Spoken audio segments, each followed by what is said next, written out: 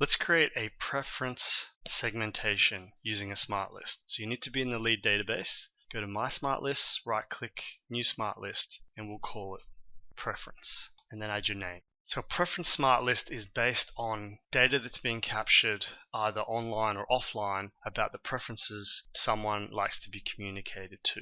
So for example, we could look for whether someone's subscribed or unsubscribed. For example, if we wanted everyone that wasn't unsubscribed. Now this is just for illustration because you don't need to do this. Marketo will automatically remove people that have unsubscribed. They will not get an email. So you don't need to do this explicitly as a step, just for illustration purposes. But let's say we had another preference center where people did not want to be called.